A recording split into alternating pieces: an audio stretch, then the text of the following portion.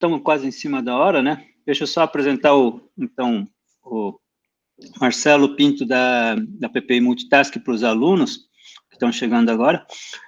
O Marcelo, ele é diretor da PPI Multitask, e ele já trabalha com essa parte de integração do piso de fábrica com sistemas de TI há bastante tempo, né? E ele tem bastante experiência já, mesmo antes dessa coisa da indústria 4.0 estar na moda, ele já vem trabalhando com essa integração do chão de fábrica com o nível de negócios, e ele tem vários produtos também na empresa dele que podem atender essa integração. Um deles é o MES, né? Eu acho que ele vai falar disso para nós também. Mas o que a gente espera é que ele também possa contar vários casos de sucesso, casos da experiência que ele vem agregando e também de ter trabalhado com outras empresas, né? Ele trabalhou já com empresas como a Balduco, como a Natura, e muitas outras ali, né? Ele tem parceria com a VEG, com a TOTUS. Então, eu vou deixar o Marcelo falar mais a respeito disso por si, né? Então, Marcelo, eu queria agradecer, então, a sua disposição de ter aceitado esse nosso convite, né? De trazer sua experiência para os nossos alunos e para nós também, como professores, né? E, então, assuma a tela ali e fique à vontade. Beleza. Me avisa se vai chegar meu PowerPoint aí. Se já aparece para vocês em modo apresentação. Deixa eu... Tá no modo apresentação, bonitinho? Para mim, tá. Sim, ok. Ótimo. Bom, primeiro, muito obrigado pelo convite. Para mim é sempre um prazer estar em contato com o mundo da academia, professores, alunos. Sintam-se à vontade para fazer pergunta a qualquer momento, para interromper, não temos problemas. E eu vou começar falando um pouquinho de mim, né? Eu sou sócio fundador da PPI Multitask, eu sou um dinossauro da 3.0, porque a minha origem aqui dessa empresa é uma fusão, né? A PPI é uma empresa que vem ali do planejamento, produtividade, informática, começando a fazer TI para o chão de fábrica em 1988, mas eu ali, em 92, comecei a Multitask para fazer integração de sistemas de automação, programação de CLP, supervisório, né? Mas em 1995 eu fiz o nosso primeiro MES, né? Usar a PLC para fazer sensoriamento de produção. E para resumir um pouco essa história, a gente começou a concorrer com a PPI, a gente vinha de uma pegada assim, de sensoriamento, de automação industrial para fazer o monitoramento da produção, e a PPI vinha com uma pegada de PCP, de MRP, de APS, de scheduling, sequenciamento, produtividade, PDCA. Então, a gente começou ali a concorrer no final dos anos 90 e entendeu que, embora concorrentes, éramos muito complementares, né? E ali a PPI Multitask nasceu dessa fusão. Em 2000, a gente resolveu unir os esforços e criamos, na virada do ano 2000, uma empresa diferente que até então no Brasil, porque nós unimos o TI, né, essa visão de TI para PCP, para MRP, para melhoria contínua, com o TA, de automação industrial. Então, nós ali na virada do ano 2000 tínhamos engenheiros já de automação, de TI, engenheiros de produção, melhoria contínua, todo mundo no mesmo time, desenvolvendo um MES brasileiro, né? Então, ali em 2000 nasceu o PC Factory MES da PPI Multitask, de lá para cá são mais de 300 plantas usando o nosso MES. Em 2015, a TOTUS reconheceu a nossa relevância no mercado e a TOTUS começou a fazer transformação digital no Brasil, e transformação digital na indústria 4.0, precisava de um parceiro especialista em automação industrial e sistemas MES, e ali fechamos esse contrato com a TOTUS. É uma parceria, somos empresas independentes, mas em 2019, a WEG, né, essa empresa brasileira maravilhosa aí, que é uma referência de governança, uma referência de multinacional brasileira, empresa brasileira que é a maior operação industrial na China, né, mais de 50% da receita líquida da WEG vem do mercado internacional, né, então ela está operando, né, tem fábrica em 12 países e concorre globalmente, né, com os principais concorrentes globais também, né? Então, uma empresa global e tem também, além dos seus famosos motores elétricos, distribuição, né, geração de energia hidráulica, eólica, solar, etc. A WEG também tem a sua divisão de automação industrial, e aí ela começou a desenvolver os seus sensores IoT e começou a conectar, né, o motor elétrico à internet, a internet das coisas, e para resumir também a história do lado da WEG, o ano passado, no primeiro semestre, ela resolveu abrir a WEG Digital, né, que seria uma nova divisão, não só para conectar seus produtos, seus drivers, seus motores, seus transformadores à internet, né, mas também para ser uma empresa protagonista da indústria 4.0 no Brasil. Foi aí que ela foi ao mercado, porque além de IoT, para você ser realmente indústria 4.0, ela entende a importância do papel do MES, o MES como aí a espinha dorsal da indústria 4.0, o contexto, né, do que está acontecendo para a gestão do chão de fábrica de um modo integrado, aí, com RP, etc. E fomos a primeira adquirida, mas depois ela também adquiriu a V2Com, que é uma empresa especialista em telemetria, em sensores IoT, muito presente na infraestrutura já de distribuição de água, distribuição de energia, usando sensores IoT nessas aplicações de infraestrutura. Depois comprou outras duas startups ligadas à inteligência artificial, a BeerMind para inteligência com base em dados e a MVisa com inteligência para visão computacional. Então, aí criamos esse portfólio WEG Digital, né? Somos parte desse portfólio WEG Digital, e hoje a gente está aí trabalhando, né, com esses grandes parceiros, né, TOTUS, WEG, as outras adquiridas, empresas que conhecem muito bem a realidade brasileira, fazendo algo um pouco diferente do que os nossos concorrentes internacionais, vamos dizer assim, mais adequado ao que a gente entende a realidade brasileira, né? Então, só para concluir aqui a apresentação, a PPI Multitask continua com uma divisão de integração de sistemas de automação, então a gente ainda tem 20% da nossa empresa integradora de PLC, supervisórios, etc., né?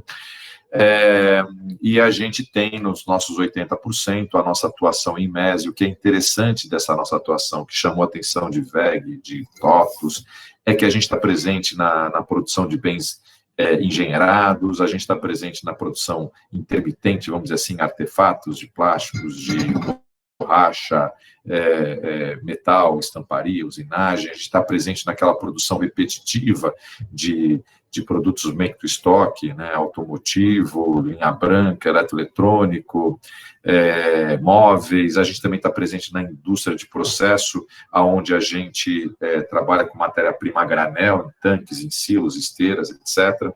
E vocês veem aí logos de empresas muito relevantes nos segmentos onde elas atuam, e logos também de empresas pequenas. Então, a gente consegue uma coisa muito rara, que é fazer da microindústria hoje até as grandes multinacionais presentes no Brasil. Então, isso é uma característica da PPI Multitask. E notem que eu falo que eu sou um dinossauro da 3.0, mas graças eu tive a felicidade na minha história de lá nos anos 90 entender que TI e TA iam andar juntas, apostar no conceito de MES, que aí se consolidou no final dos anos 90. Então, a minha trajetória foi assim, naturalmente me levando para a indústria 4.0. E aí, em 2016, eu fui fazer uma imersão, né, nos polos de inovação e tecnologia de indústria 4.0 da Alemanha. E aí vem essa historinha, né? Comecei a estudar isso em 2000 e não sei exatamente quando, E aí eu fui para a Alemanha para entender realmente como é que o negócio se dava. E eu não vou ficar repetindo a historinha das 4 revoluções industriais, mas aqui o que eu acho importante é que quando eu leio essa figurinha aí da Acatec, né, da Academia de Ciências e Engenharia da Alemanha, eu faço uma ênfase, né? Uma ênfase aqui é como as tecnologias a cada época foram aproveitadas por algumas empresas, alguns empreendedores, para criar um novo modelo de negócio, né? Então, a mecanização, a máquina movida a água, a vapor, ela permitiu a criação da indústria, foi a primeira revolução industrial que a gente aprendeu nos nossos livros de história. A segunda revolução, alguém percebeu o poder da eletricidade para transformar o processo produtivo.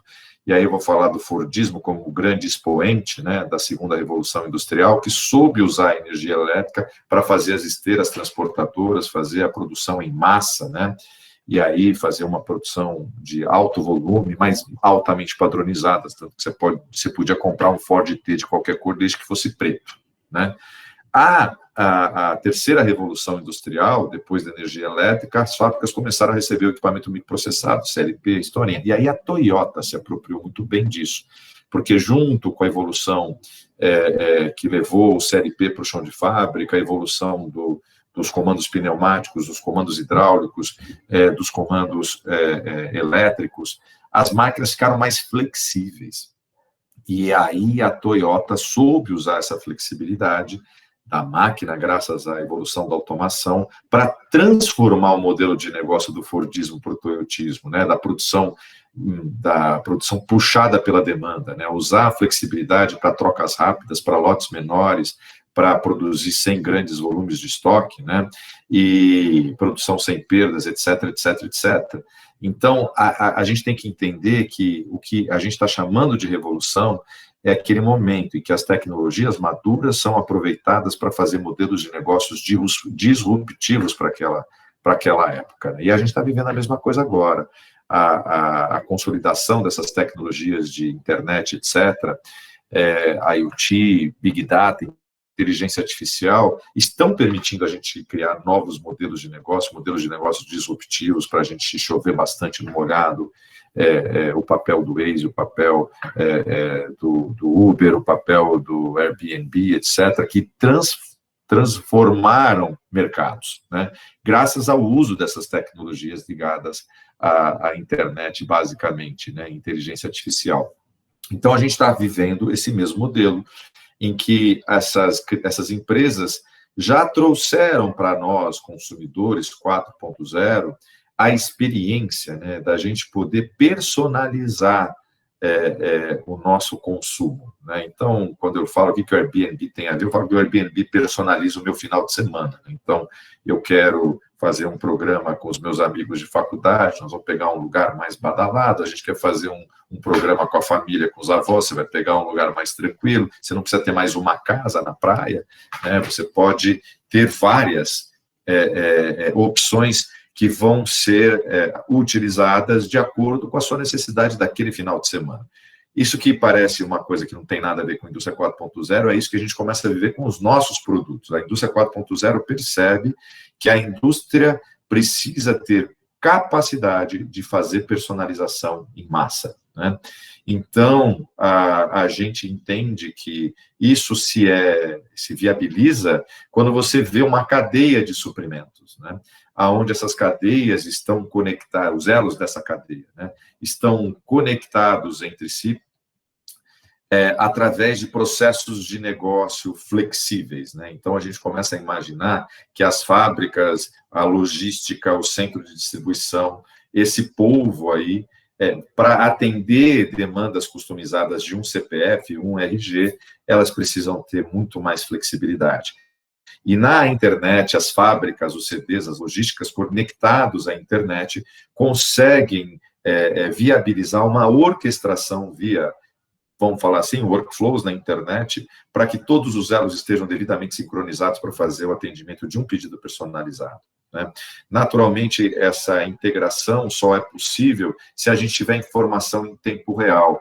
Então, a gente chama assim, cada elo da cadeia tem que ser transparente para os outros elos, né, na medida do necessário para essas tomadas de decisão aí, de negócio de modo dinâmico, né? Então, uma característica da indústria 4.0 é a gente ter um grande aumento de sensoriamento, né? Para eu ter informação em tempo real, eu não posso depender de papel, de digitação, de apontamento manual na fábrica. Quanto mais informação eu obtiver de um modo automático dos sensores, melhor. Então, a indústria 4.0 está irrigando o mercado com novos sensores IoT, sensores que custavam R$ 1.500, para você ver uma vibração de um motor, começa a custar 150, começa a custar R$ 15 por mês, né?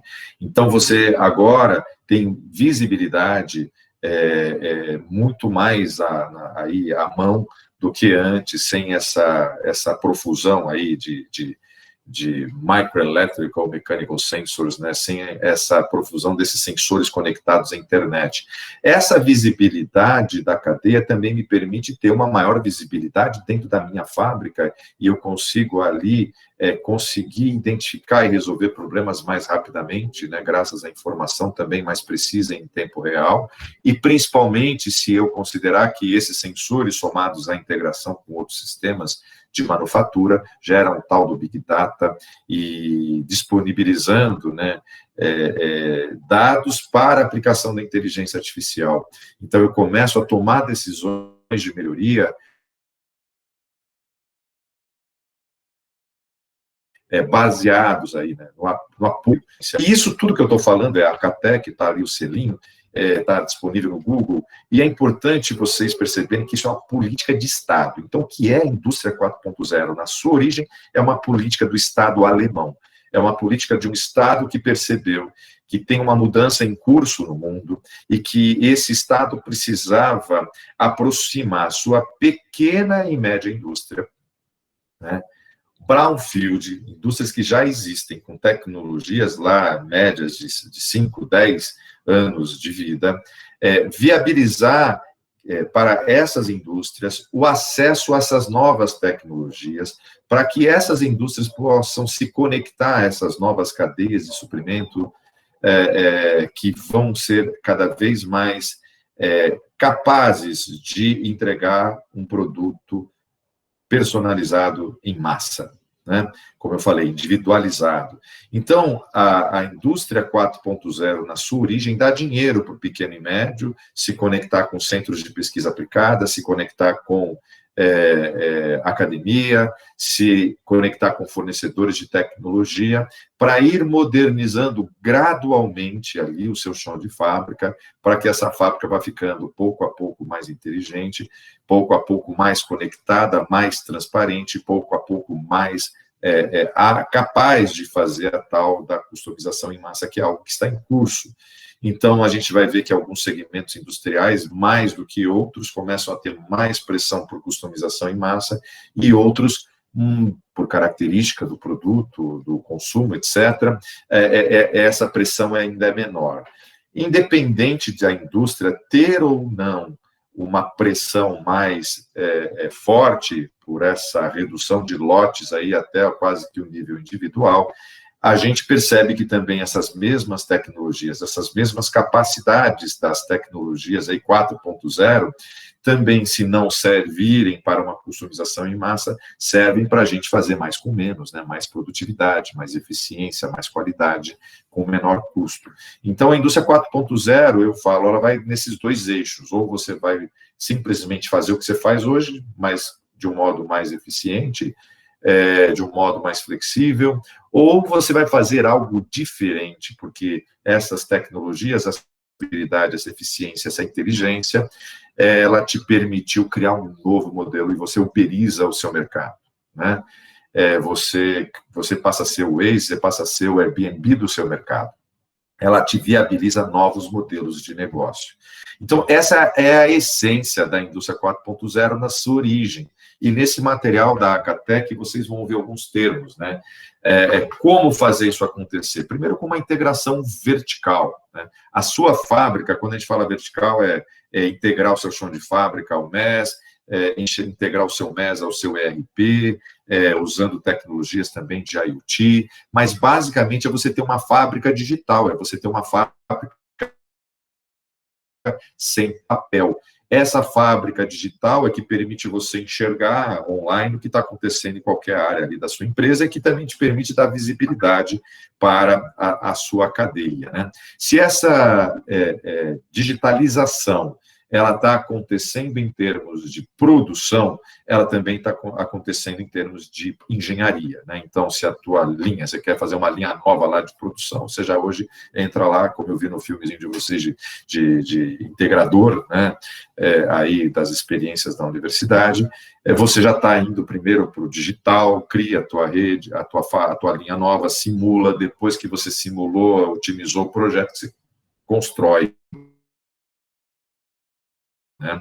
Então, já nascem, né, as novas linhas com um digital twin, né, como ela foi concebida no digital, e depois você conecta esse digital, o MES, a automação da linha. Então, a gente criou o tal do digital twin. Né? O digital twin da linha pode estar fazendo um produto que também nasce com sensores IoTs, como os motores elétricos da WEG, por exemplo, e esse produto agora já sai conectado à internet.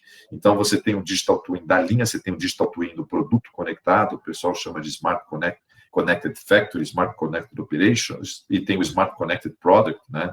São os gênios digitais do teu processo produtivo ou do teu produto.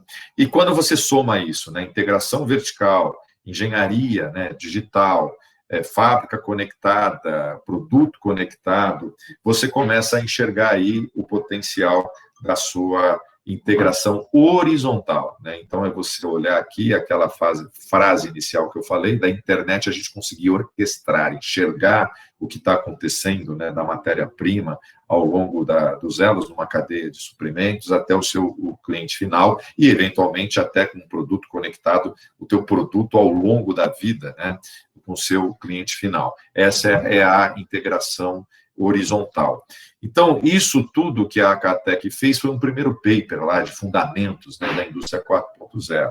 Mas o que eu acho que é o grande resumo da indústria 4.0, que é a alma da indústria 4.0, é um outro paper que eles está aí, é o índice de maturidade da indústria 4.0, que aí eu falo, termina de desmistificar a história. Né? Vocês viram que eu já quebrei alguns paradigmas, né? Pequena e média indústria, brownfield, para dar upgrades graduais ali para pequena e média indústria, e na direção de se transformar numa fábrica inteligente para se conectar com essas novas cadeias que serão inteligentes para a gente chegar nessa visão da tal da customização em massa. Né?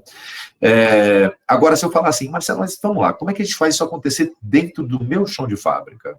E aí eu gosto desse paper, porque o cara fala, minha fábrica é 1.0, Marcelo. Não, tua fábrica não é 0.0, o Brasil não é 2.0, o mundo todo é 3.0. Né?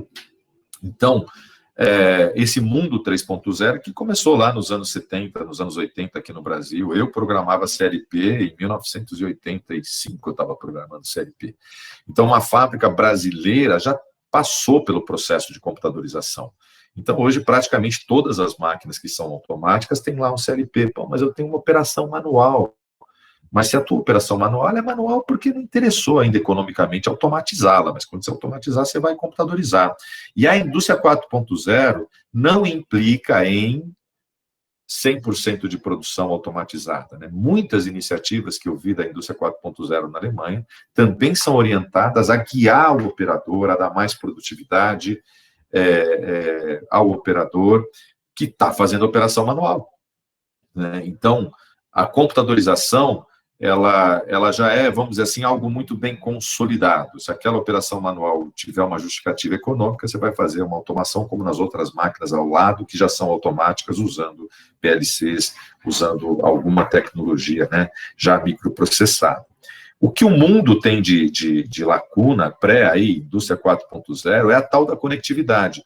A maioria das indústrias no Brasil ainda não tem uma conexão entre o sistema de gestão, onde está o MRP, o RP, o MES, o operador, né, a máquina. Né? A maioria das fábricas, o camarada tem papel. Tem uma fábrica com máquinas às vezes moderníssimas, mas o camarada tira um papel com a ordem de produção lá do PCP, leva para o chão de fábrica, né, do planejamento e controle da produção, leva para o operador ao lado da máquina, o operador pega lá, lê na tela moderníssima da máquina e aponta no papel o que a máquina produziu, por que a máquina parou, por que a máquina refugou, que lote a máquina consumiu, né, a inspeção de qualidade lá, um tal do diário de bordo, né, onde o camarada está relatando em papel. E esse papel não está online. Esse papel vai para uma pilha que depois alguém digita, né, vai para o Excel, vai para o quadro de gestão à vista, vai ser digitado no RP. Isso é uma grande realidade no mundo. Então, esse passo 2, ele é a grande oportunidade, né? Por isso que a WEG nos adquiriu, porque a gente está tendo um grande aumento de demanda pelo MES. Tá? E o MES é uma tecnologia dos anos 90.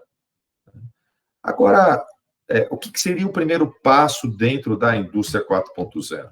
Aí é quando a gente chega no IoT, esses novos sensores, né, que conectam coisas diretamente à internet. Então, eu vou dar exemplos práticos aqui, né? A gente vai no mercado, eu visito uma fábrica, eu falo assim, camarada, eu em 1984, eu estava trabalhando num fabricante de injetora de plástico, né? Em 1985, começaram a usar o CLP, por isso que eles me contrataram. Eu era um estagiário de engenharia eletrônica, até então as máquinas não tinham CLP no Brasil, começaram a colocar o CLP, e ali, hoje eu vou num cliente aí, nosso de MES, e que tem injetora de plástico, e vejo aquela injetora de 1980 e, na verdade, era de 89. Né? Falei assim, camarada, eu fiz um programa do CLP dessa injetora. Eu trabalhava lá na Atos Automação na época, né? Fabricante de CLPs de São Paulo. E essa máquina está produzindo, bonitinha, com 30 anos, sem vazamento de óleo, nada, bem mantida, né? Com CLP que não tinha nem porta serial, não tinha porta nenhuma, né?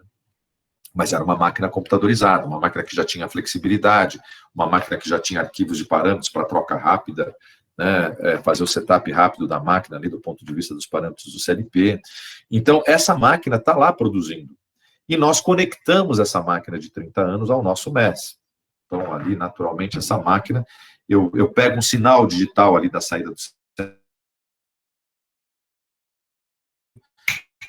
do CLP da máquina, a contagem de ciclos, o tempo de ciclo, o cronômetro, a hora que a máquina para, a hora que a máquina volta a produzir, a velocidade, se é padrão, se é mais lento do que padrão, a gente tira o básico da produção do OIE. Então, ali, com o sensoriamento dessa máquina, que nem porta serial tinha, a gente vai pegar o básico dessa máquina, né? Para a gestão de produtividade, isso é o que a gente faz com o MES desde 1995, eu faço isso. O que vem com a IoT é que essa máquina, por exemplo, de 30 anos, é hidráulica, tem um tanque lá do circuito hidráulico, e tem um termômetro de mercúrio nessa máquina de 30 anos, ou seja, o operador tem que ficar olhando o termômetro de mercúrio, porque se tiver algum problema lá na refrigeração do circuito hidráulico, a temperatura sobe, vocês sabem, vai começar lá a derreter O-ring, gacheta, vai dar um monte de vazamento, uma baita parada. Então, um exemplo do que é um primeiro passo na indústria 4.0 é essa máquina, eu ir dar visibilidade num ponto cego dessa máquina, colocar um sensorzinho de temperatura no tanque hidráulico daquela máquina e conectá-lo na internet e dar um alerta no meu celular quando a temperatura fica alta. Pronto, isso é um exemplo de IoT. Essa mesma fábrica tem uma sala lá, fechada, com a luz apagada, com os motores de compressor de ar comprimido, refrigeração, a própria refrigeração da água gelada, né? Então, eu tenho áreas de utilidades das fábricas que ninguém vai lá, ou está lá o tempo todo, melhor dizendo, e você tem que mandar um camarada lá, com uma certa frequência, para fazer uma ronda preditiva, mas normalmente o cara saiu da ronda, virou, fechou a porta, a sala no escuro, começa a dar um problema, e ali é o que vai queimar o motor, é o que vai parar a refrigeração, é o que vai fazer aquecer o tanque daquelas máquinas hidráulicas, é o que vai acontecer algumas pessoas não perceberem o problema e você ter grandes paradas por manutenção, ou vai parar o ar comprimido para a fábrica toda ali. né? Então, o que eu faço? Aquela sala escura, eu vou lá e coloco um sensor IoT, aí o Motor Scan, é como a VEG entrou na indústria 4.0. Coloca um sensorzinho ali, um Bluetooth conectado à internet, e agora eu estou recebendo o alarme do motor no meu celular. Então, essa visibilidade desses pontos cegos que a gente tem na fábrica, mesmo quando essa fábrica tem máquinas automáticas, computadorizadas, conectadas ao MES, há muitos pontos cegos, que é o sensorzinho IoT, que vai permitir a gente passar a ter visibilidade digital. E a simples visibilidade digital me dá um alarme on-off, tá no máximo ou não está no máximo? Passou do máximo, caramba, dá um alarme aqui. Isso já evita um monte de paradas, de quebras, de perdas, né, significativas no chão de fábrica.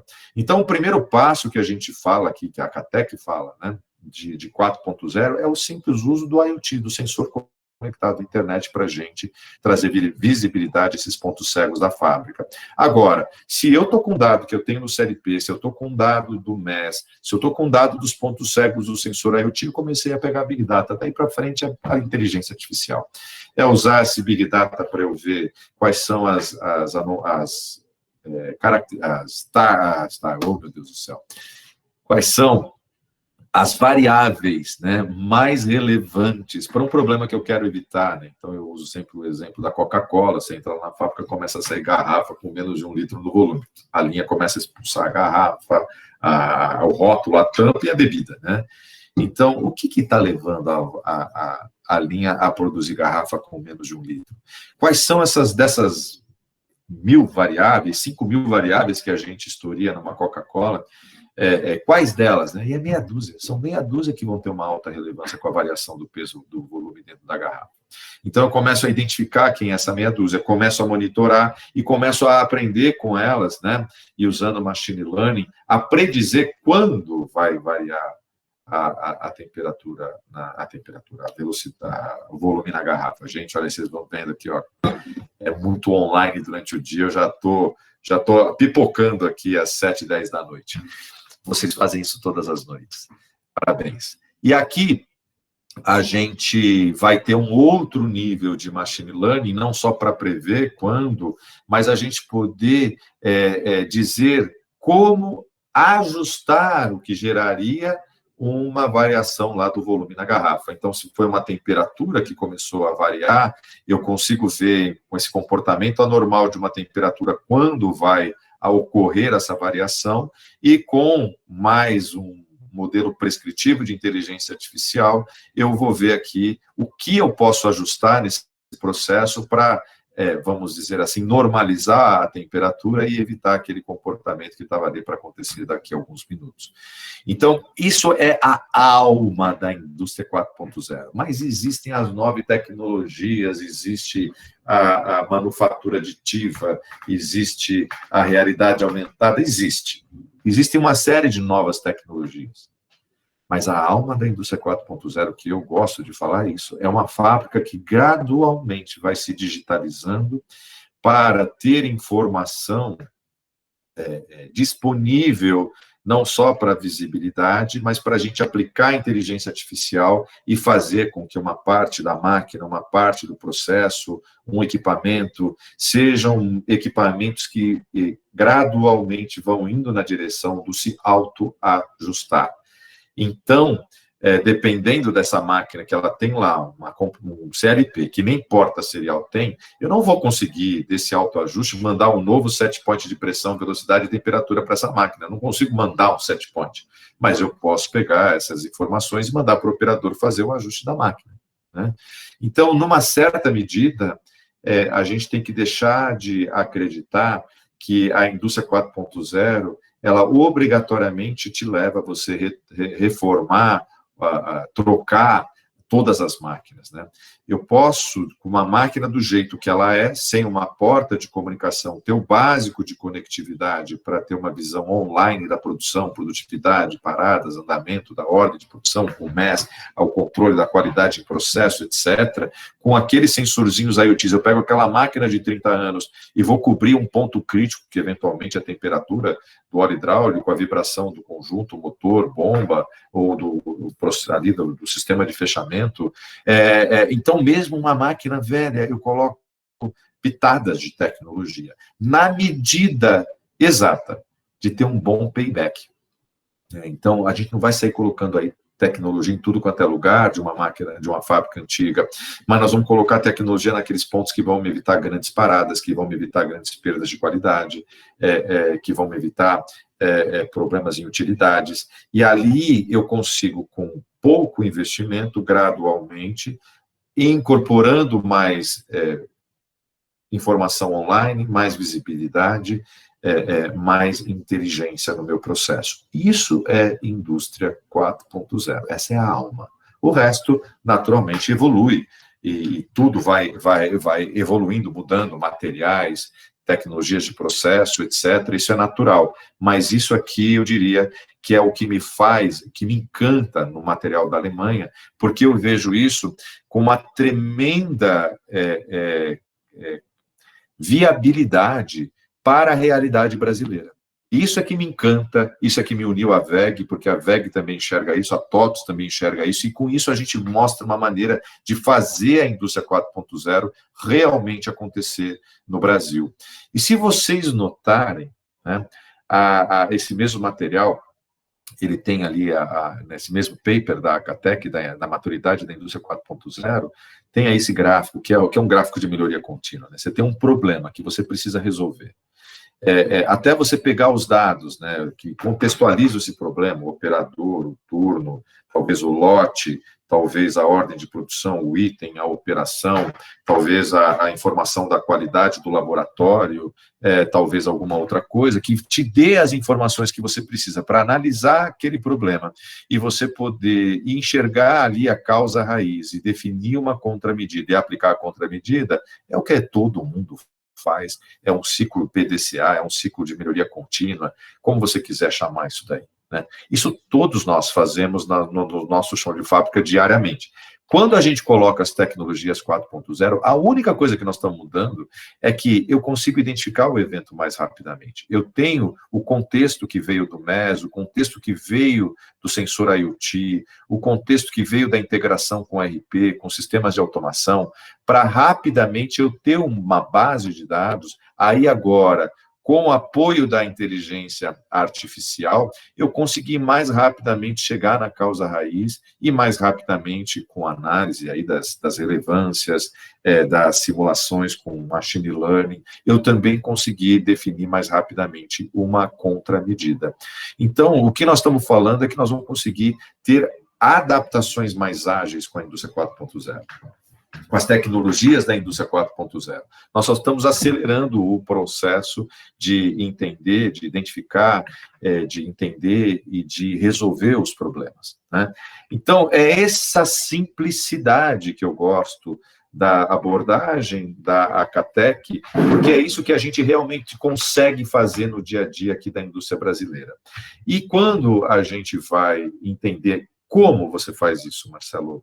Então, aí eu volto para o conceito do MES, ele nasceu nos anos 90.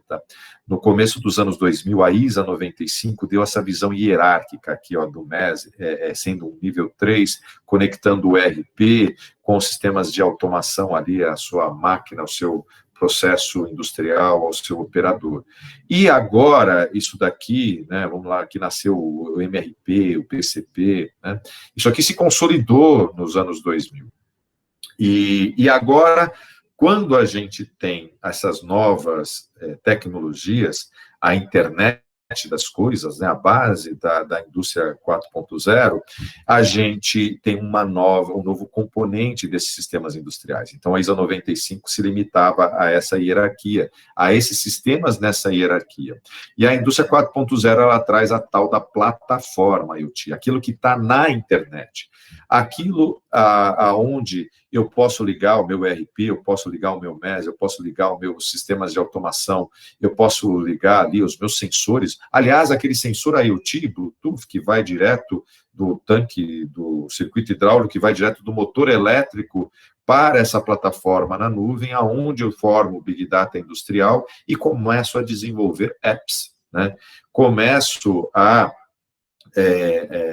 com base nesse Big Data, desenvolver apps que vão usufruir de inteligência artificial para detectar anomalia, para predizer quebras, para predizer variações no processo, para prescrever soluções. Nesse mesmo ambiente, eu estou com o workflow, trocando informações entre o elo 1 da cadeia com o elo 2 da cadeia, com o elo 3 da cadeia, ou o workflow trazendo informações para os diferentes setores da gestão ali do chão de fábrica, promovendo a tal da colaboração online, né? Aquela flexibilidade lá nos fundamentos da indústria 4.0 que eu já me referi. Então, a gente agora tem essa foto, né? E se você pegar a minha história, né, que eu comecei programando CLP, fiz o primeiro MES lá em 1995, a gente simplesmente veio evoluindo, né? Então, eu peguei o CLP para lá nos anos 90 eu fazer o meu tal do meu PC Factory OEE. Então, lá nos anos 90 eu só monitorava a máquina para controlar a produção, velocidade, paradas, criar o tal famoso indicador de eficiência global de equipamentos. Aí, com a fusão com a PPI, eu aprendi PCP, aprendi MRP, aprendi consumo de materiais, aprendi rastreabilidade de lotes, aprendi planejamento e controle de qualidade, planejamento e controle de manutenção. Então, a gente foi evoluindo no ano 2000 do conceito do OEE para o MES, e agora, com a aquisição pela WEG, a minha, né, família PC Factory MES cresceu, porque além daquela visão hierárquica da ISA 95 ali, dos sistemas que a gente fornecia a camada MES, a gente ganhou ali com a WEG, o tal da WEG Knowledge, que é a plataforma IoT da WEG, que nos dá essa conectividade IoT, nos dá um ambiente de desenvolvimento low-code, com workflows, para a gente poder construir apps personalizados, e agora embarcam recursos de inteligência artificial para a gente ainda poder fazer esses apps, ajudarem a gente a tomar decisão com base em algoritmos, machine learning, preditivos, prescritivos, e assim por diante.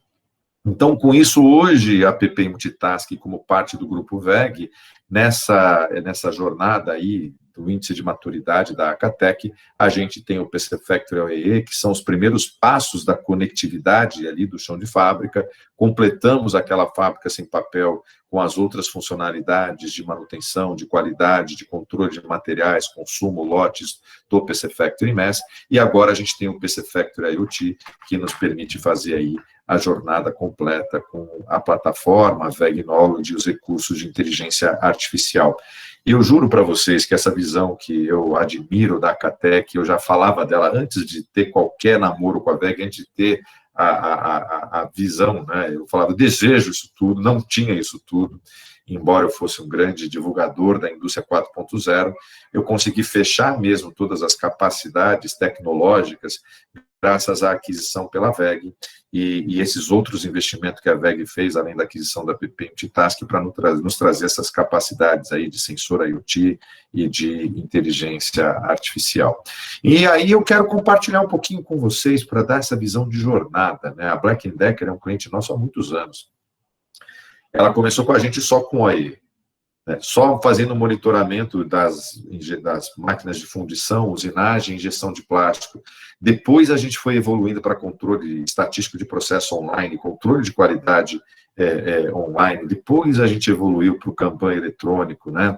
Depois a gente evoluiu para outras funcionalidades. Isso tudo sempre integrado com RP, sempre no contexto das filosofias de melhoria contínua. A mesma coisa com a Magna, né? Só que eu quero mostrar que a Magna já deu um passinho duplo. Ela começou com o OEE das linhas de montagem, mas já também colocou um Kanban eletrônico junto com o OEE, para sincronizar ali o reabastecimento de matérias-primas com as necessidades ali dos supermercados eletrônicos que nós instalamos nas linhas de montagem, né, para garantir que as linhas não parassem por falta de matéria-prima, uma fábrica muito dinâmica, muito rápida, com só 2 dias de matérias-primas em consignação na época pela Ford, e um Milkira na saída, né.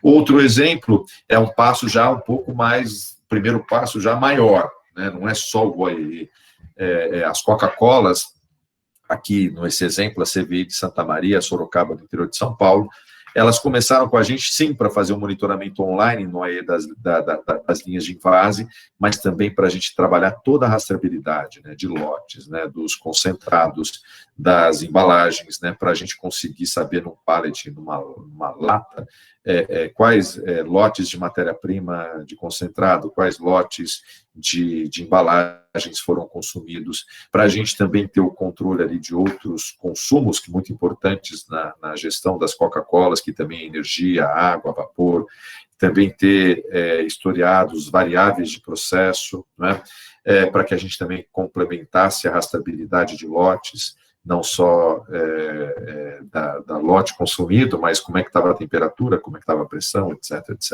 etc. E tudo isso com uma integração robusta para o RP ter a curacidade de inventário, ter a curacidade de custeio já de um modo integrado com o MES, né? O Brasil tem um bloco K, né? A Receita Federal passou a exigir não só um inventário no final do ano, mas também um inventário mensal. Isso levou muita indústria a perceber que convivia com muitas diferenças de inventário e aí poderiam correr o risco de ser confundidas, né, com sonegadores e levar multa da Receita por variações graças devido ao controle manual em papel dos inventários. E aí muitas empresas investiram em projetos completos, né, para a gente controlar do recebimento à expedição, com código de barras, com RFD, qualquer tecnologia que permita a gente garantir uma alta curacidade dos consumos, das devoluções, das produções e dos estoques de matéria-prima, estoques de semi-acabado, estoques de produto acabado.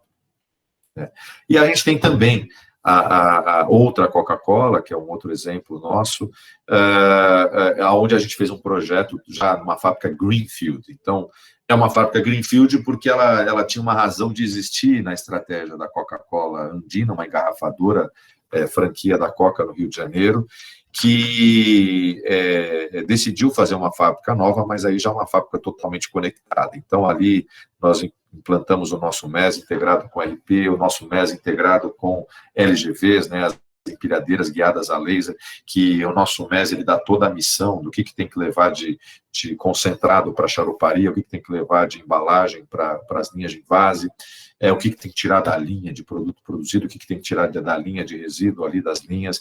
Então, o nosso MES está integrado com SAP, está integrado com os LGVs, está integrado com os PLCs embarcados na automação de todos os processos e também historiamos todas as variáveis das utilidades, né, de energia, ar comprimido, água, GLB e assim por diante, né. Ali a gente já começou a usar uma plataforma IoT para criar os mashups, né, então aquela primeira, o passo, vamos falar assim, o passo 3 de visibilidade, nessa visibilidade a gente fala de mashup porque parte da visibilidade vem da automação, parte da visibilidade vem do MES, parte da visibilidade vem do LGV, vem do RP. Então, a gente cria aquelas telas únicas contextualizadas para o operador da linha de invase, para o planejador ali da produção e assim por diante. E a gente está aí montando esse Big Data em curso para a gente, em breve, começar a aplicar a inteligência artificial. Então, eu mostrei para vocês casos práticos, né, de como essas tecnologias são aplicadas de um modo gradual, de acordo com a estratégia, com uma razão ali de ser da empresa naquele momento. E para a gente falar do PC Factory IoT, o que a gente tem de novidade é que, além dessas nossas funcionalidades nativas do PC Factory MES para controlar a ordem de produção, produtividade, parada de máquina, para a gente controlar o lote consumido, para a gente controlar o consumo real dos materiais, para a gente controlar a qualidade em processo, para a gente controlar ali as ocorrências, o planejamento da manutenção preventiva. Aqui nessa plataforma IoT Vegnology, a gente tem um ambiente para a gente criar apps. Então, aqui nessa tela preta, você está vendo um app que foi criado. E o legal é que ele é criado num ambiente low-code, que a gente fala, né? Então, é um ambiente onde você tem ali um workflowzinho, aí você consegue, sem muito conhecimento de TI, com conhecimento muito simples, arrastar e soltar e criar a sua lógica, e, ao mesmo tempo, arrastar e soltar objetos gráficos, criar a sua tela, conectar cada objetozinho aqui da tela com essas entradas e saídas de um workflow. Então, você cria um app. de um jeito muito simples, né? E esses apps tendem a trazer funcionalidades que não estão nativas no ERP, não estão nativas no teu MES, nem no seu supervisório, nem no seu CLP. Aí você começa a criar outras experiências, né? De um modo simples, de um modo rápido. E aí a gente vai ter, então, aquela visão da ISA 95, do ERP do cliente, o nosso MES, com os 4 pilares que eu venho citando aí, né, que compõem esse nível 3, integrado com os seus sistemas de automação, com o seu operador. E aqui, esses 4 pilares, né, de materiais, produção, manutenção e qualidade, sendo fonte de dados, junto com a base de dados do ERP, junto com sensorzinhos IoTs, que você vai colocar lá seus Bluetooth, seus Wi-Fi, seus sensores wireless novos, além daquilo que eu tenho de dados da automação, aqueles sensores colocados naqueles pontos cegos da fábrica, vem tudo aqui aonde eu vou, com o meu low-code, construir as minhas novas experiências, né? Com isso, vocês veem uma fábrica típica sem papel. O servidor do ERP, local ou na nuvem, o servidor do seu MES, local ou na nuvem, os seus sistemas de automação, né, aqui controlando as máquinas, as IHMs, os supervisórios, escadas, aquele sensorzinho que você foi colocar lá para fazer a vibração do motor, uma câmera com inteligência artificial, a tela do tablet do operador, ou do computador ali ligado a uma balança, a uma impressora, tudo isso conectado entre si e conectado com a nuvem. Aqui eu já garanti uma fábrica sem papel, eu garanti os 4 pilares do MES, e aqui eu estou trabalhando os meus novos aplicativos, né? Eu não vou ficar falando muito de detalhes, mas na nuvem eu também conecto os meus dados a plataforma de inteligência artificial da WEG, origem da aquisição da BeerMind, que tem lá mais de 70 algoritmos, né, de inteligência artificial. 70 algoritmos de machine learning que permitem, isso que eu falo que é a sacada da WEG, né, a gente começar a aplicar inteligência artificial sem precisar de um cientista de dados, né? Então, aqui a gente tem um problema, a gente vai pegar os dados da automação, vai pegar os dados do MES, vai pegar os dados da plataforma IoT, e nós vamos usar os algoritmos para a gente identificar as variáveis relevantes, né, para aquele problema que eu quero evitar. Eu vou poder identificar, usar algoritmos para predição de quando esse problema de fato vai acontecer, a partir do monitoramento dessas variáveis, ou até simular, né, quais seriam os melhores set points, os melhores parâmetros para o meu processo, para eu ter o ponto ótimo de saída do meu processo. Então, essa plataforma IoT, melhor dizendo, a plataforma de inteligência artificial que a WEG disponibiliza tem essa característica. Ela realmente aprende sozinha qual o melhor algoritmo, qual a melhor parametrização para a gente melhor predizer quando, por exemplo, aqui um peso líquido, né? Olha como é que vem variando o peso líquido. E olha como é que eu consigo predizer como esse peso líquido vai se comportar nos próximos minutos. Olha aqui, olha, eu consigo olhar das 5.000 variáveis lá, eu vou aprender quais são as 5 que de fato estão realmente influenciando a variação do peso líquido, em que proporção. Quando eu entro na simulação, eu começo a ver assim, olha, mas se você, vamos dizer assim, ajustar a concentração para 178, a pressão para 70, a temperatura para 143 e assim por diante, você vai ter o ponto ótimo esperado para o seu peso líquido no seu processo, né? São exemplos, mas isso daqui eu estou falando de uma variação de uma característica do meu produto, mas eu posso usar esses algoritmos para quando vai quebrar o motor, quando vai quebrar a máquina, quando vai quebrar a ferramenta. Eu posso usar isso para saber outras variáveis relevantes para outros problemas do meu processo e para eu poder aí simular e prescrever, né, os melhores parâmetros, os melhores ajustes para evitar esses problemas, né? E aí a gente ajuda o cliente, né, com a nossa experiência de automação. Basicamente, nós vamos ajudar os clientes a identificar aonde estão as oportunidades para aplicar a inteligência artificial, como transformar esse monte de informação em dados simples, né, variável no tempo, né? Variável 1, 2, 3, é meia dúzia no máximo de variáveis, 7, 8, mais do que 9, você já não deve estar sabendo bem qual problema você quer resolver, mas é isso, com meia dúzia de variáveis, você ali começa a aplicar esses algoritmos de inteligência artificial para predizer e prescrever aí soluções para os seus problemas. E a VEG fez outra aquisição, né? Além da plataforma de inteligência artificial, para aplicar com base em dados, né? A gente também tem agora no grupo a NVIDIA, que é quem nos entrega uma câmera inteligente. Então, o conceito do AIoT, né? Artificial Intelligence, inteligência embarcada num dispositivo IoT. Então, essa câmera, ela já embarca aqui uma CPU, onde rodam os algoritmos para você enxergar ali a partir da câmera, conforme vão passando os produtos, né? Você vai vendo a granulometria, vai vendo dimensões, vai vendo aqui uma linha de cookies, né? Os cookies, eu conto os cookies na esteira, mas eu também estou vendo quais têm o dimensional ok, não ok.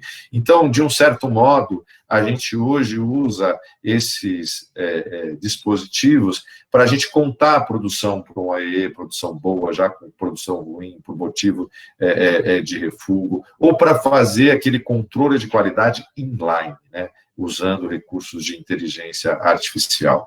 E aí vem outras soluções VEG Digital, né? A gente também tem projetos onde eu não preciso estar com a minha camada MES já implantada, mas projetos onde eu vou só usar a capacidade low-code da plataforma IoT da VEG, a VEG Knowledge, para eu desenvolver o meu aplicativo, né, de um jeito intuitivo, de um jeito simples, né, para eu rapidamente colocar um app na mão do meu operador, do meu supervisor de produção, na mão do meu pessoal de manutenção. Então, é uma maneira rápida, né, da gente entregar ali alguma coisa de valor, porque a gente não precisa ficar codificando, ter lá um especialista front-end, back-end, full stack.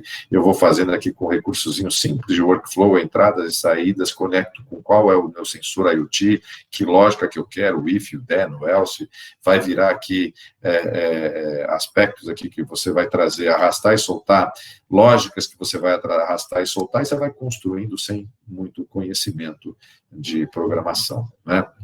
Então, isso daqui pode ser um projeto onde eu não estou necessariamente fechando a minha fábrica lá no nível 2 de conectividade, mas eu posso começar a trazer visibilidade de alguns aspectos críticos daquele motor, daquela máquina, daquilo que, para mim, eu tenho que fazer acontecer antes de eu ter dinheiro ou condições de implantar um MES. Então, a gente não precisa necessariamente fazer o MES antes do IoT, você pode fazer o MES sem o IoT, você pode fazer o IoT sem o MES, mas a tendência é que isso daí, num curto prazo, né, a gente já comece a mesclar um passo do MES com um passo do IoT e assim por diante.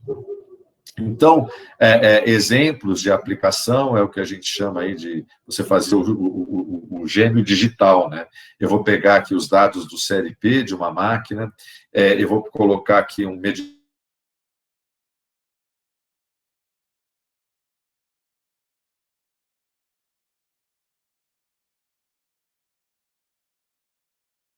Mais uns 3, 4 minutos até, Marcelo.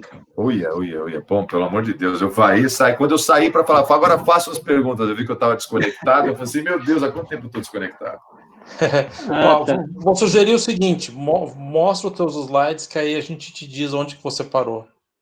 Eu falei do PC Factory IoT, depois eu falei das inteligências artificiais, depois eu vim começando a falar das outras ofertas VEG, que é a plataforma VEG Knowledge, que permite a gente fazer as experiências low-code, fazer as máquinas conectadas, né, fazer utilidades conectadas, e depois eu comecei a falar do Fleet Management, que permite a gente ter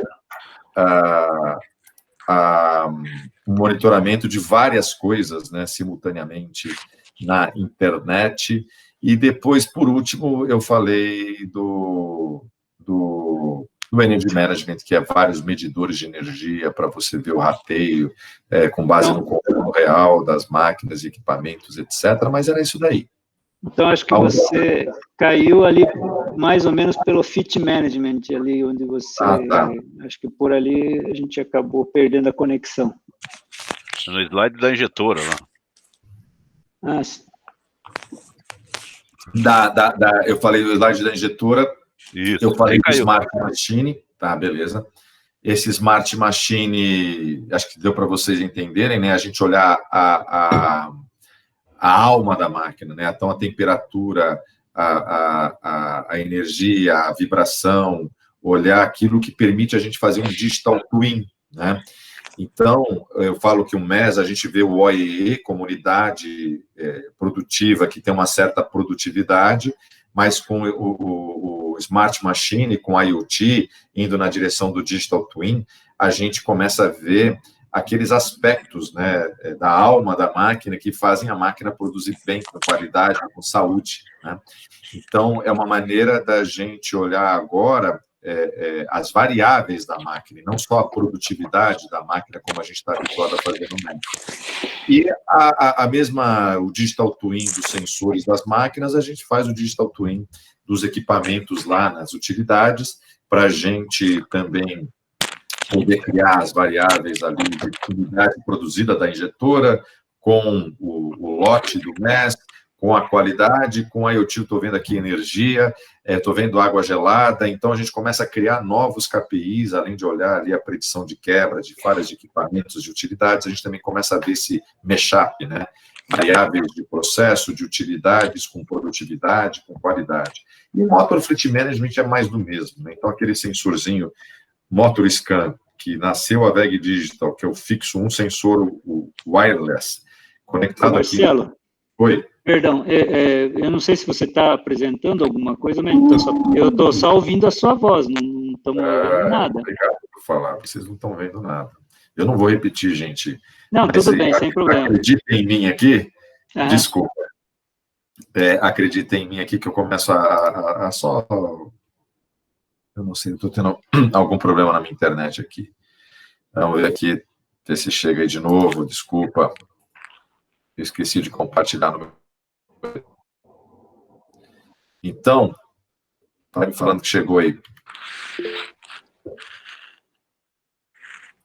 Já está aparecendo, já. Chegou? Tá, beleza. O Motor Fleet Management, ou Fleet Management, na verdade, gente, é isso. Aqui tem uma planta baixa da fábrica, e você está vendo aqui, eu tenho 5 equipamentos, alguns deles verdinhos, alguns ali com alerta e alguns com problema propriamente dito, né? Então, aqui é uma maneira de você olhar na sua fábrica aonde você tem coisa com problema, né? Seja a bomba, seja o motor, seja o driver, seja o redutor.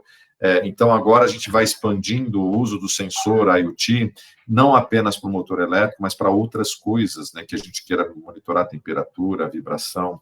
E o Motor Fleet Management, ele é uma maneira de olhar assim, a planta baixa da minha fábrica e saber onde que estão ali as minhas prioridades, onde é que eu tenho que correr para resolver o quê, né? E ali, essa história, né, que é a origem da VEG Digital, pode estar, então, num simples celular, ou pode estar, para você olhar uma coisa individualmente, ou você pode estar aqui olhando várias coisas simultaneamente, né? Isso daí que é o VEG Motor Fleet Management. E aqui, por último, eu estava falando do VEG Energy Management, que é essa tradição da VEG em medir energia, em melhorar a energia. Então, aqui a gente tem sensores, né? Não são sensores, são medidores de energia que você conecta aí via Modbus, e você começa a olhar o consumo de energia individual por máquina ou setoriza, e aí você começa a ter o consumo, né? O rateio passa a ser com base no consumo real de energia. E tem alertas, né, de fator de potência, outros alertas que os medidores aí disponibilizam para você também poder reagir rapidamente a variações no padrão seu de consumo ou na qualidade da energia. Então, isso daqui que eu acho... Não gosto de ficar falando muito de produto, gente, porque num ambiente seleto como o de vocês, eu prefiro deixar um tempo para a gente entrar numa sessão de perguntas e respostas. Então, quero voltar aqui para o nosso videozinho, ver as carinhas de vocês. Vocês estão me ouvindo? Sim. 100%. Sim, E aí, agora, aproveitar esse tempinho, eu não queria passar das 8 horas, nesses últimos 15 minutos, ou se vocês acham que é suficiente, a gente poder trocar uma ideia do que vocês ouviram e a gente ver como é que eu posso ajudar com a minha experiência a contribuir aí com a formação que vocês estão recebendo maravilhosamente nessa universidade aí, que tem integrador, tem uso prático de tecnologia. Eu acho bem legal o que vocês estão fazendo.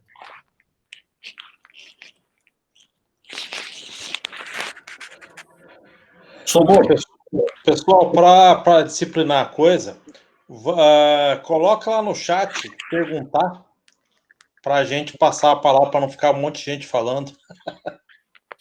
Eu tô vendo o chat já. Alguém quer perguntar? Por favor, escreva lá, perguntar. Então, bom, Marcelo, enquanto ninguém pergunta aí, eu vou fazer uma pergunta. Eu vou fazer uma pergunta.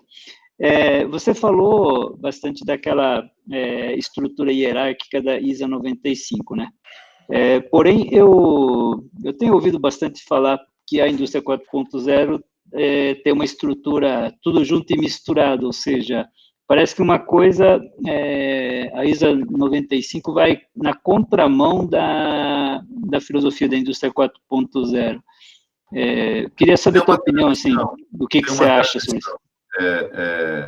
Você pode olhar, Smart Service Velt 2025, é um paper também da Acatec, que ele tem uma figurinha que eu gosto muito, eu vou voltar aqui para o meu slide, vou voltar a apresentar para apoiar a resposta, mas eu gosto muito desse slide aqui. Tá? O Smart Service Velt 2025, isso aqui eu falo que é uma transição, né? O mundo realmente está perdendo essa hierarquia. Essa hierarquia ela tende a se diluir. E se eu virar esse slide de ponta cabeça, né? Então, se eu falar que isso daqui é uma figura, né? E deixa eu pegar aqui um novo slide, eu vou colar essa figura aqui. Ó. Se eu pegar essa figura e rotacioná-la, isso daqui é o futuro. A plataforma está em cima e o resto está embaixo. Né? Então, essa hierarquia, o mundo está vivendo essa rotação. Tá? Então, hoje, você ainda tem a maioria das fábricas só com essa hierarquia. Aí você começa a estender isso para o mundo da plataforma IoT. E, em algum momento, a plataforma IoT vai ganhando protagonismo. O fato é que hoje a plataforma IoT não tem todas as funcionalidades que você tem num RP. Ela não tem todas as funcionalidades que você tem num MES, que você tem num SCADA, que você tem num PLC. Mas a tendência é a arquitetura dos sistemas, hoje, migrarem para uma arquitetura Cloud Edge. Né? Então, o nosso MES, ele gradualmente vai migrando para uma arquitetura Cloud Edge. O teu SCADA vai migrar para uma arquitetura Cloud Edge. Né? O teu comando, o teu controle vai migrar para uma arquitetura Cloud Edge.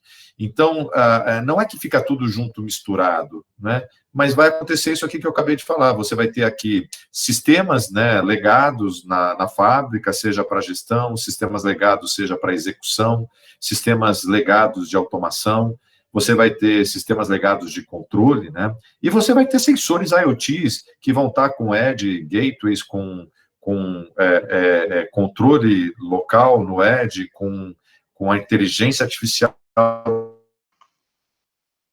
da inteligência artificial do controle no cloud, né? Então é uma transição e eu não gosto quando as pessoas imaginam que a gente não vai transitar, né? O pessoal fala transicionar, não vai. A gente fala que o mundo foi feito em 7 dias porque não tinha legado, mas hoje o mundo tem muito legado. Então você não vai da noite para o dia fazer uma fábrica já nesse formato. né, do que a gente entende que vai ser o futuro. Então, isso tende a ser gradual. Ok? Tá certo. Muito obrigado. Luciano? Opa, olá, boa noite. Boa noite. Então, eu tenho uma pergunta. Você falou bastante do MES, né, aplicado para a questão de mensurar o OEE, mas você também disse aqui da questão logística, né, fluxo de materiais, Kanban eletrônico.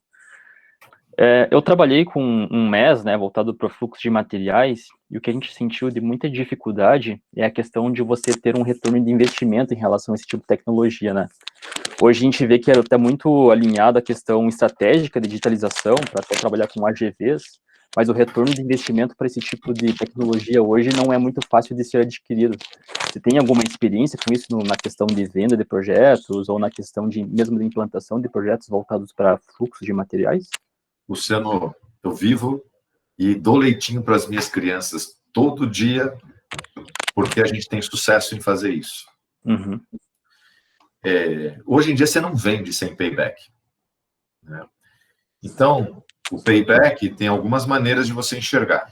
Tá? Por exemplo, na logística de materiais, nós temos cases fantásticos em que, eu vou voltar aqui para a minha apresentação, mas eu vou ter cases fantásticos, por exemplo, nessa turma do Bloco K, onde nós tínhamos empresas com mais de 2 dígitos de diferenças de inventário, né? Uhum. E nós passamos, então, empresas que tinham mais de 10% de diferença de inventário para acuracidade de 99,9 qualquer coisa. Você tem que saber traduzir isso em ganho, né? Uma empresa que convive com diferença de inventário, ela está jogando para perda no DRE, afeta o resultado da empresa, aquela perda aquele ajuste que ele está fazendo da diferença de inventário.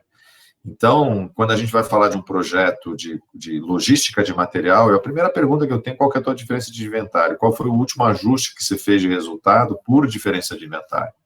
E tem volumes fantásticos aí, às vezes, de dinheiro, que levam a empresa a ajustar o resultado para menos, né? Quando preocupa o negócio mesmo, e é comum, em função de diferenças de inventário. Consumo real, né? Então as pessoas rateiam variações de consumo. Eu faço biscoito, né? Então farinha, consumo toneladas e toneladas de biscoito, mas eu chego lá no final, tenho diferença de inventário, rateio a minha perda de farinha para todos os produtos que consomem farinha. Só todos os meus produtos consomem farinha na minha fábrica, né? Quando eu começo a ter um controle de materiais por linha, por máquina, eu começo a ver que antes era um produto que estava variando muito. É um produto que tem uma característica de processo que leva ele a ter um peso maior do que o peso líquido. E o camarada, quando usa o nosso módulo de materiais, usa o nosso módulo de controle CEP, controle estatístico de processo, a gente consegue mostrar para ele: cara, você está perdendo farinha nessa linha de produto, né? Nesse produto, especificamente nessa linha, que quando você faz o ajuste XYZ, é onde ele sai e varia mais o volume no pacote. É lógico, eu estou simplificando, né? As coisas costumam ter muitas perdas distribuídas ao longo de várias etapas no processo, mas é quando a gente consegue fazer a perda vinculada a um produto, a um operador, a um turno, a um lote de matéria-prima, a uma embalagem, um lote de embalagem, etc., etc., a uma variável de processo, que eu te dou aonde você recupera isso. Então, eu agradeço a tua pergunta, porque eu sempre falo, e não falei hoje, mas eu sempre falo que indústria 4.0, uma jornada de indústria 4.0, hoje é com base em otimização de payback. Aonde eu ponho o dinheiro, hoje, aonde eu vou ter melhor retorno. Então, a gente ajuda os nossos clientes a realizar uma jornada 4.0, priorizando aqueles projetos com menor investimento e maior retorno. Tá? Então, quando você, mecatrônico, né, vai para o mercado, você sai, como eu saí da minha faculdade, sabendo tecnologia. E é muito importante você conhecer a visão do dono da empresa, do diretor, um DRE. Né? Você saber um DRE, conhecer um balanço patrimonial, você conseguir unir tecnologia com a visão de negócio, a visão de resultado. Porque aí você começa a mudar a conversa. Eu não quero um sensor IoT, né, para ver se vai quebrar ou não vai quebrar. Não é isso. Eu dono falo assim, mas você não tem lá a Honda, não tem um camarada, por que eu vou investir dinheiro? Que diferença tem eu ter uma predição e que diferença tem eu ter um camarada que vai lá fazer uma Honda? Por que eu vou gastar dinheiro com esse sensor? Você está me pedindo dinheiro para quê? Me custa caro esse dinheiro. Então, eu tenho que voltar para esse slide e mostrar para o diretor, né, seguinte, olha, eu tenho que transformar isso em reais, em dinheiro. Olha, hoje, entre o camarada ver, fazer a ronda, blá, e quebrar, ó, a gente tem, em média, tantas horas de parada de fábrica por causa disso. Cada hora da fábrica parada, por causa daquele compressor, por causa daquilo, sei lá, do que eu estou querendo monitorar, representa tantos R$1.000 que você está perdendo. Então, se a gente pegar o nosso histórico, você perdeu no ano tantos R$1.000, né? E se eu começar a colocar aqui um sensor, olha só, eu vou prever, vou evitar, e esse tempo aqui, ó, que a sua máquina estava parada, agora a tua máquina está rodando. Tua linha, tua fábrica está rodando. Então, eu vou transformar tantos R$1.000 de evitar uma quebra, né, que me gerava tantos R$1.000 de perdas no meu ano. Então, se o engenheiro ele é só tecnologia, se o engenheiro não entende a linguagem do dono, a linguagem de quem tem o dinheiro para o investimento, às vezes você está tendo payback e não está sabendo. Ou às vezes você simplesmente não fez uma análise de payback antes de pedir o dinheiro e fazer o investimento. Respondi? Uhum. Acho que é bem difícil mesmo desse ponto, assim, quando você implementa uma tecnologia que tem como objetividade a conectividade, né, e você não der o próximo passo da visibilidade, porque eu acho que hoje a VEG consegue entregar muito bem todas as questões lá, dos níveis que você colocou, né, conectividade, visibilidade, preditividade e adaptabilidade, né, acho que tem dentro você tem todos os níveis lá da ISA 95, acho que a gente está indo um passo ainda caminhando, né, para certos tipos de tecnologia que dão para a gente hoje conectividade, né. Então, a visibilidade seria o próximo passo para a gente conseguir mensurar todos esses benefícios que a gente tem dentro do nosso processo, sabe? São passos que ainda estamos dando, né? Dentro do MES que a gente acabou... Mas o mais importante da sua pergunta é você saber falar em termos de payback. Você vai ter que... Eu não sei se na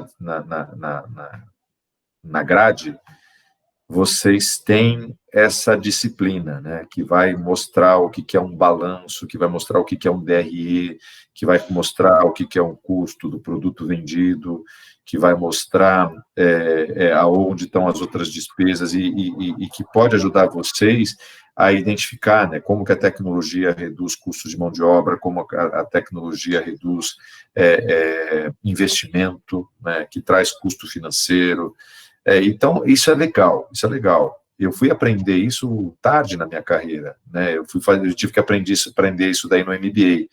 Mas é legal a gente poder trazer essa visão, porque aí a gente para de falar, quando eu estou com o dono, eu paro de falar de tecnologia, eu vou falar do DRE dele. Olha, nós vamos resolver esse problema aqui que está ligado, ó, a tua linha aqui, ó quanto você perde com isso. Então, aí a gente começa a viabilizar projetos. Você fala hoje em viabilizar projetos se você trazer um business case. O business case é transformar o projeto num caso de negócio. Quanto você vai investir para retornar quanto? Em quanto tempo? Legal. O portfólio hoje é bem extenso, né? Então, acho que os ganhos mesmo vão vir a longo prazo. Tecnologia todo mundo dá. Quem consegue mostrar a melhor maneira de aplicar a tecnologia que é o profissional diferenciado no mercado. Isso aí, legal. Obrigado pela resposta. Se me permite aí, até porque eu tinha posto lá meu nominho lá para perguntar também, viu, Luciano?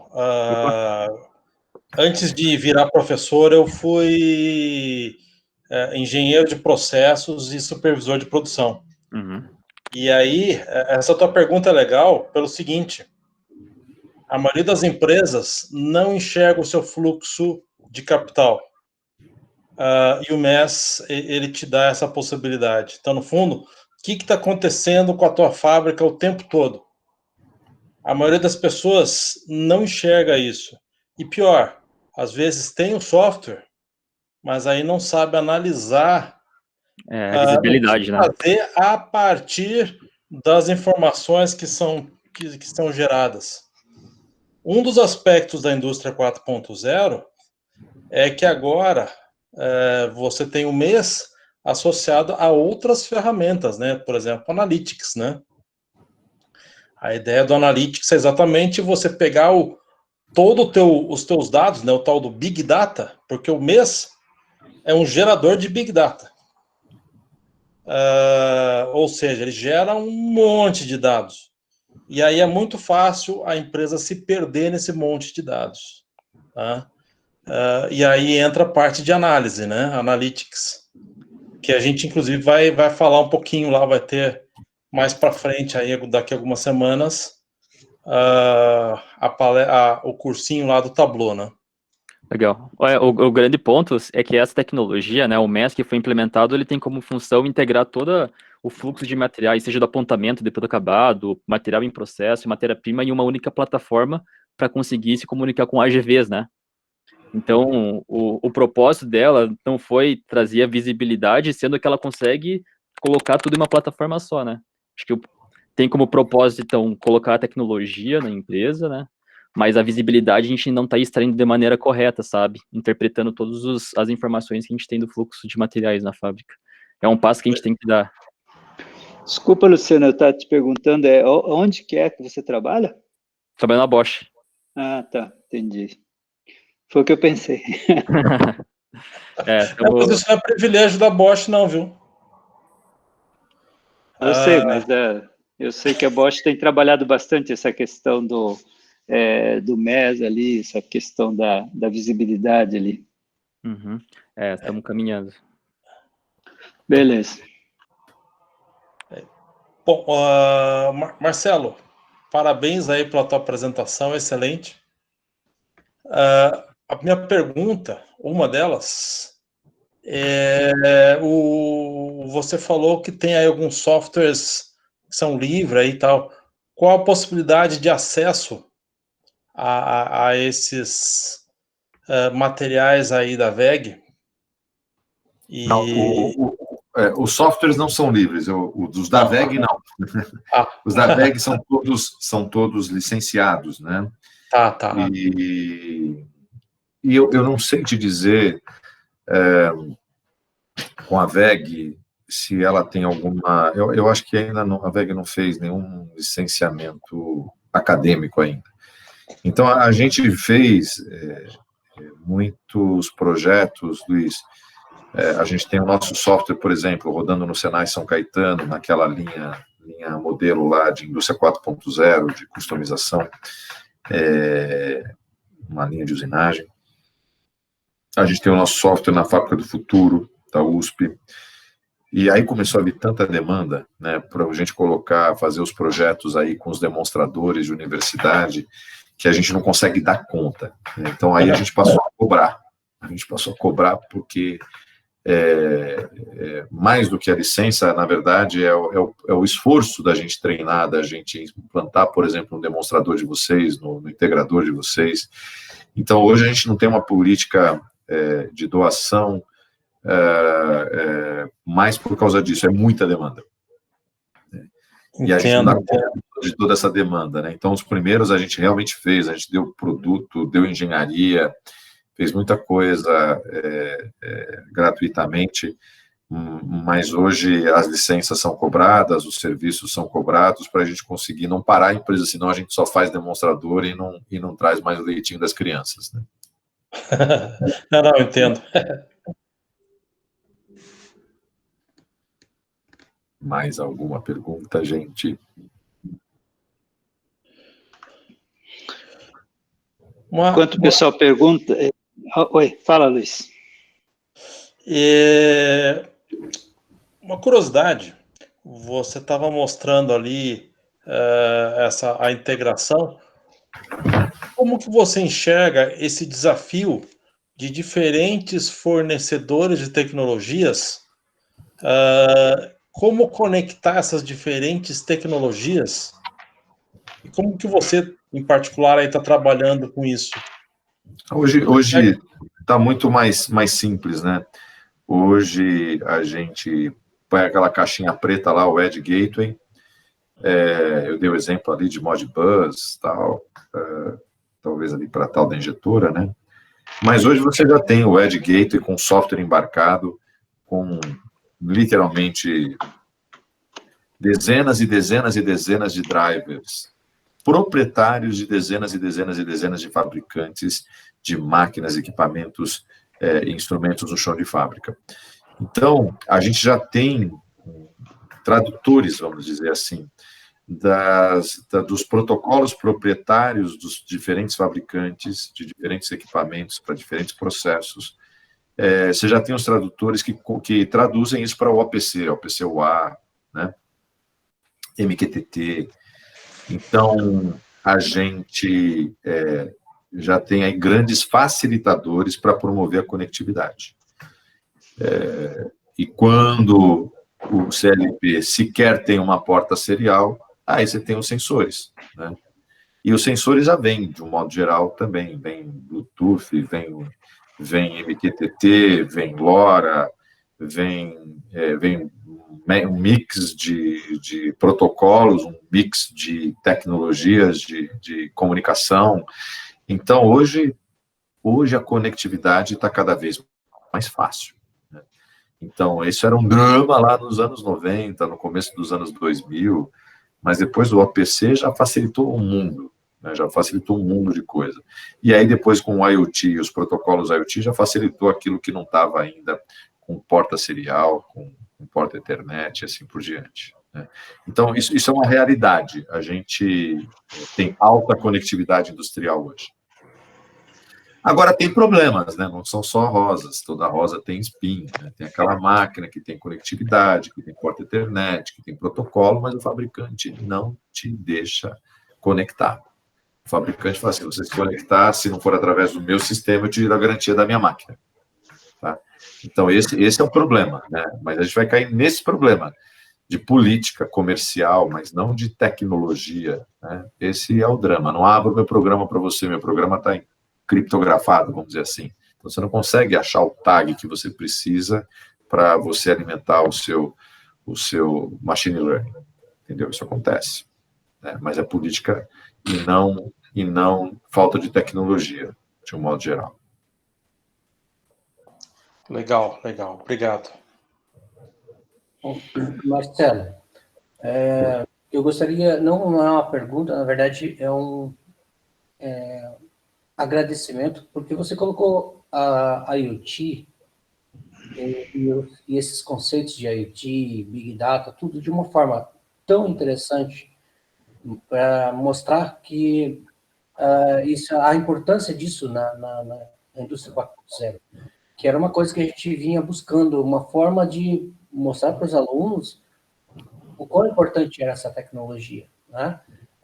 Eu, como o professor que defende a IoT na disciplina, que prepara os alunos nessa linha, estava com uma certa dificuldade de mostrar para eles como isso seria tão importante hoje, né? A sua colocação foi excelente. Eu agradeço bastante a forma como você mostrou, os slides aí, muito importante, muito interessante. Obrigado, é isso aí. Temos que divulgar essa simplicidade, porque a gente tem que... muita gente quer valorizar, né, a tecnologia nova pela tecnologia, e a gente tem que valorizar as aplicações simples, né, que vão nos dando rápido payback, vão nos dando conhecimento, cultura de monitoramento digital, de visão digital. Pensar no gradual, ele desmistifica, ele tira as barreiras de investimento, e facilita a gente ir fazendo junto com a digitalização da fábrica a transformação cultural, né, da gente começar a acreditar em dado, da gente começar a esperar dado, ter informação de fato para a tomada de decisão, para a gente começar a ter as primeiras experiências com inteligência artificial. Então, isso também é gradual, né? A gente precisa dessa gradualidade. E a simplificação do discurso permite a gente pensar nos primeiros passos, né? Isso aqui é muito importante, não ficar parado. Exatamente. Muito obrigado.